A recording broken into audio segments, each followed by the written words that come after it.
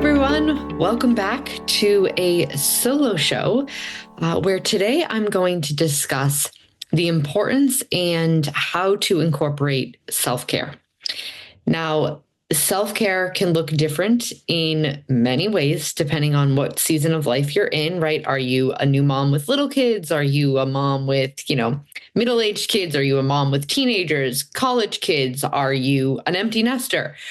Right? So self-care can look really different. I'm going to talk about ways to kind of view it and optimize it in a way that doesn't seem so overwhelming. Because we are in the industry where we are caring for others, or at least presenting some sort of a container, right, where others can care for themselves based on our guidance and our expertise. So we are a little bit in the business of caring, right? And when you're constantly giving to clienteles and communities, it can be a little bit taxing on your own system if you're not pouring back into your own cup, right? We hear that all of the time. And it's something that I'm kind of passionate talking about in the moment because it's something that I have had to get really intentional with. And I've seen a big shift from just small changes. So I'm going to talk a little bit about that. What I think could be helpful for some of you. I am going to kind of specifically talk about the season that I'm in, just because it's what I'm most familiar with. But I think that regardless of where you're at, whether you have kids, you don't have kids, if you have a full life and you're kind of going in several different directions, I think it will all kind of be, can pertain to just about everybody. So what we'll do to get started is I'm going to kind of define self-care in my definition, because I think self-care gets a little bit of this glitzy type of, you can kind of start to think that it needs to be that you're going for a massage weekly, or you're getting facials, or you're, going on a girls' trip, and it needs to be one, something that is expensive, or two, something that requires a lot of time and resources. And while those things are wonderful, and I think they absolutely should be part of anybody's, life, right? They are self-care. I'm going to talk about ways that you can daily and weekly care for yourself in a way that feels manageable. It doesn't feel like one more thing that you have to put on the to-do list, right? Because that's tricky when you're in a full season and you have kids and you're juggling a practice and you're wanting to, maybe help out with things at school, and you're wanting to, concentrate on your hobby or one thing that you love and also nourish your marriage, right? It can kind of feel like, okay, now I have to find time to exercise and also find time to, do meditation and red light. And it can feel overwhelming if we put it on our plate as a to-do list. But if we put it on our plate as kind of a non-negotiable just step in the day, it tends to be incorporated much better. So self-care to me is just anything that fills our cup, allows us to show up as a better version of ourselves when we're done. Because it can be different for everybody, right? What feels like self-care to me may not feel really good to somebody else. For instance, I love to just be in quiet and just shut my eyes and not listen to music, not listen to podcasts. Sometimes more information, more noise is more overstimulating for me. And so I love quiet. I just observe my thoughts. I let them go, watch them go by. And I love quiet. But for some people, that's not how they fill their cup. For some people, they love movement and music. And that's a way that they kind of move energy. So it has to be specific to you. We know that there's some universal things, right, that are really good for us, like hydration and exercise and connection and all of that. But you want to do it in a way that feels good for you. So it's a way that you're able to pour into yourself, and you feel like a lighter version of yourself when you're done. You feel like a more accomplished version of yourself. You feel maybe like your mood is lifted. You feel a little bit more energetic. And that's self-care, right? It's not something that is taking away from any of those things. It's only putting deposits in. So In my opinion, I have a few that I've incorporated that have been really beneficial. And I'm going to go through a few of them, but movement is one of those things, and I'm going to start with movement, that I think it's so important. Regardless of what it is, incorporating it into an everyday routine of self-care is really vital. Is it a walk? Is it a micro workout? Is it just jumping on the trampoline with your kids? Is it playing outside? Is it running up 3 flights of stairs and doing laundry, if that's like what it is for the day, right? But we have to move our bodies. A lot of us are working virtually. A lot of us are sitting in front of a computer, and we might not be moving as much as we should. We're sitting at a computer doing something that we love. We're connecting with clients. That's wonderful. But we need to be intentional about movement.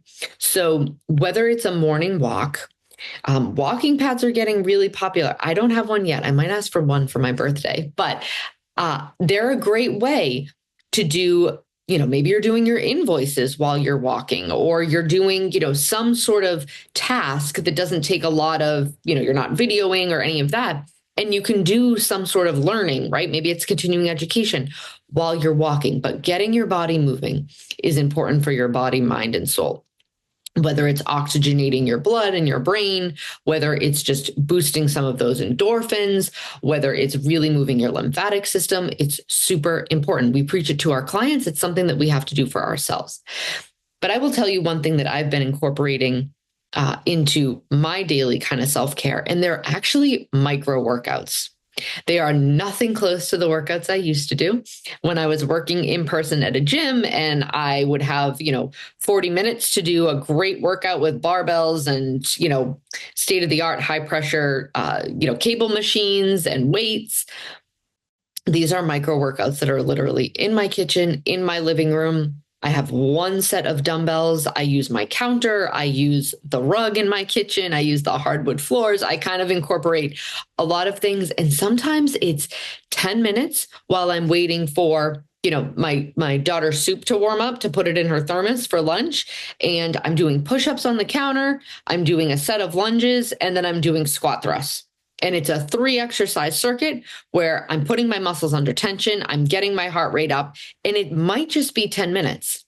And what I had to do to shift my mindset of, I don't have enough time, and this isn't going to matter if I do it for 8 to 10 minutes. I had to get out of that mindset. I was constantly thinking, if I don't have 40, 45 minutes to do a proper workout at a gym, it's just not going to work. And actually, it's not true.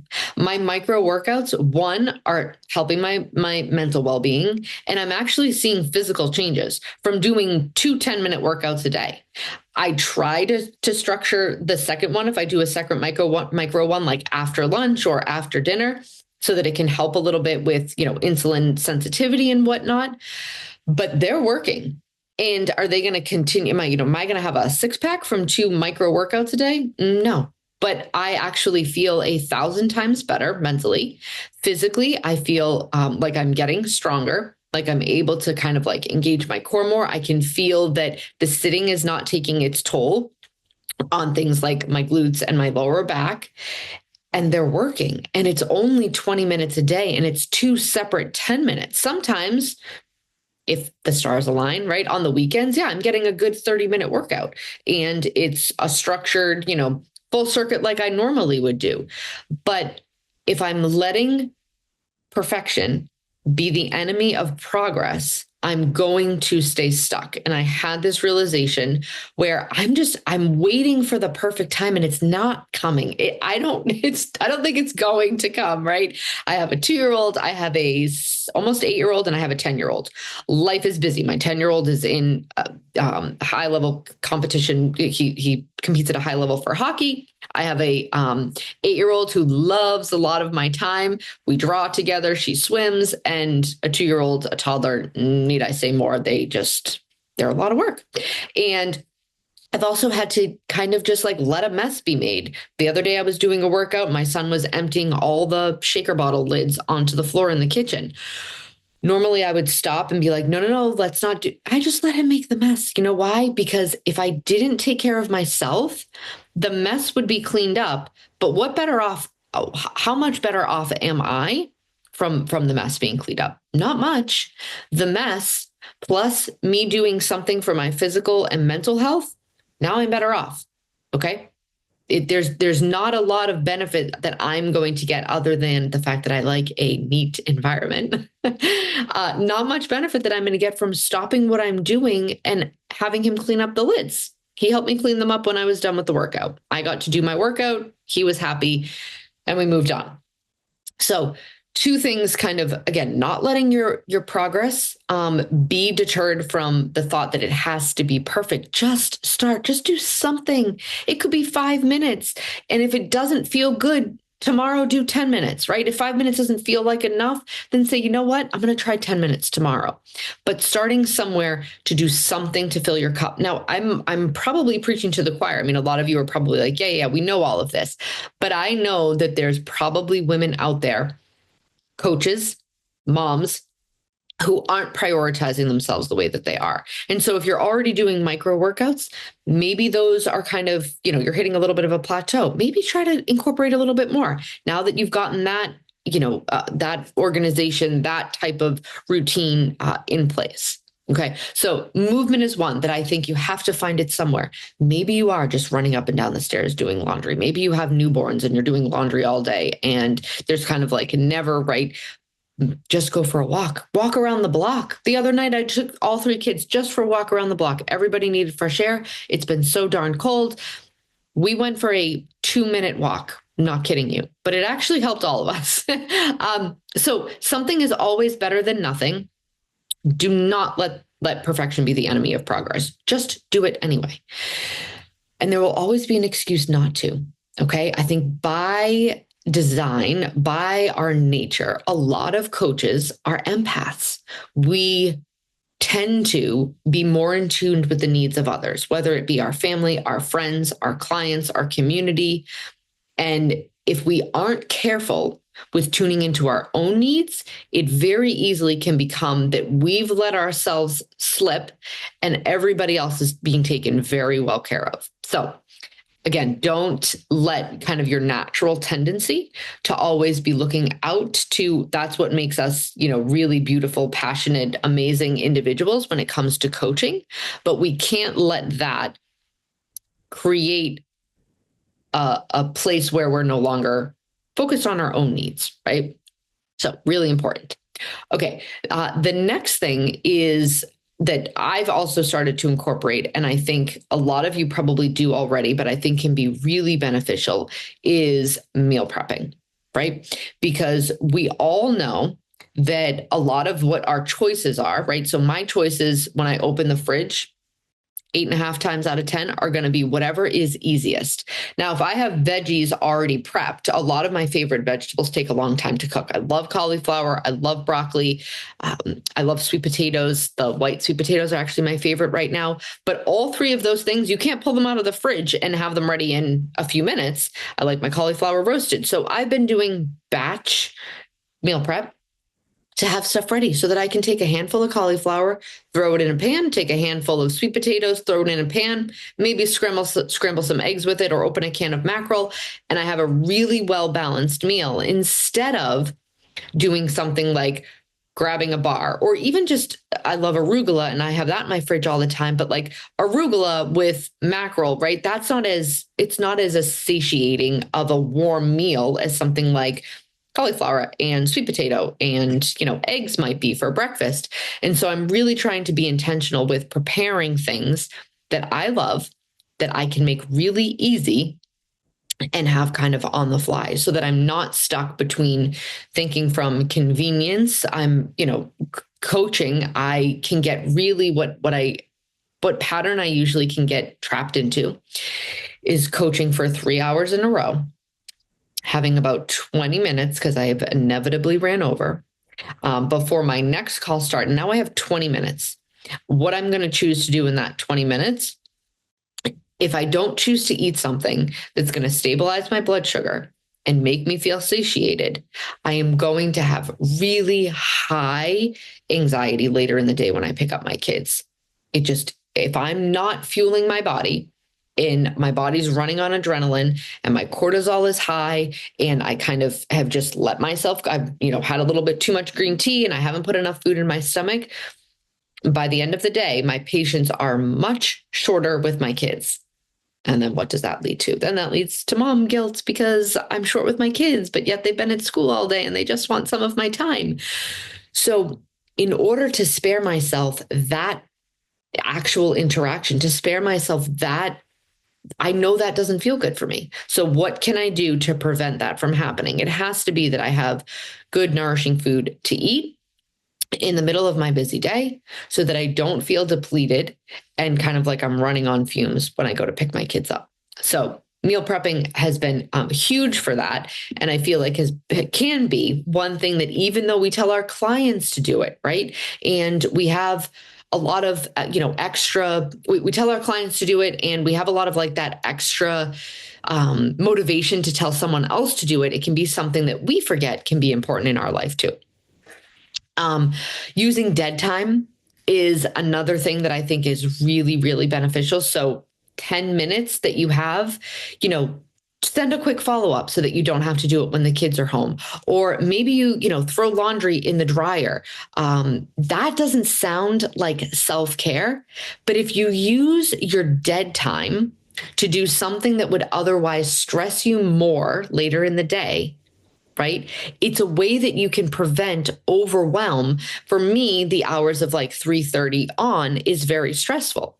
So if I use dead time, okay, to just throw the laundry in the dryer and make sure that I have, had water, drank some water, that's self-care because now I'm choosing to do it when it's not stressful rather than saving a large to-do list when I know my day is going to be, I'm going to have more demand. There's going to be more stimulation when my kids are home and, they're needing help with homework and the baby needs something.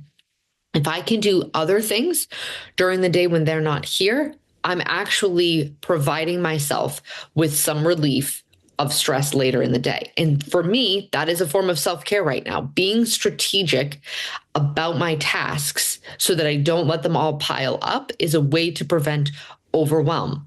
It's not glamorous self-care, but it's important to see what patterns might be building and prevent a scenario where your kind of back is against the wall and you're more stressed than you need to be. So I love the kind of idea of utilizing dead time. Another thing that I think is non-glamorous self-care is asking for help. This is hard. It's hard for me. There's lots of reasons why it's hard. There's probably different reasons why it might be hard for you. But asking for help is not my strong suit. And I've had to really actually work that muscle and try harder at it. And so asking for my husband to, maybe he needs to work an hour from home while dealing with the kids so that I can go get a manicure if that's something that I want to do, or so that I can, prep dinner and not do it while I'm really stressed. So sometimes asking for help is a form of self-care so that we can either be pouring into ourselves or doing tasks that aren't so overwhelming because we've asked for help in the process, right? So taking care of ourselves can mean more than just quote unquote pampering ourselves, right? And that's kind of the theme of this episode is think of ways that where you're able to, again, put into our body, put into our mind, put into our soul, ways that is really beneficial, specifically to how you're operating in the world, right? I think another one is really creating some sort of, and this is my last one, some sort of a routine. Okay. So getting really honest with yourself about what is a reasonable, okay? Don't set an unreasonable routine that doesn't work for you. For instance, right now, I would love to be getting up before all of my kids and going for a walk and starting my day in peace and quiet. I still have a toddler in my bed who wakes up when I get out. So it's not my season to be waking up at 5:30 a.m. by myself and starting my day for an hour before anybody else gets up. I know that season will come. It's close, right? So you need to be honest about where you're at. Maybe all of your kids do sleep till 7, and so you can get up at 5:30. Then make a routine that feels good for you. Right now, my routine, because I can't tweak the one that I really know would be beneficial. Right now, what I do is I build structured time into my day when no one is home so that I can have some quiet, so that I can sit with my thoughts, maybe process emotions, do some journaling, something while my house is quiet. I have to structure that into my day, or I feel like the noise never stops. If I go from the kids to working to picking up the kids, right? The only time that then it's quiet is at night, and I love sleep. So I'm not the mom that stays up late at night to just enjoy the quiet house. That is morning time for me. But what I do is I allow my son to make a mess if he wants to. If he wants to take out the toys and play in the living room, I would rather, right, that he's eating breakfast at the table and that things are really structured. But if I want a few minutes to do my micro workout, start my morning with some green tea, an electrolyte drink, and good hydration, I'm going to just let go of the perfection of trying to keep the house organized first thing in the morning.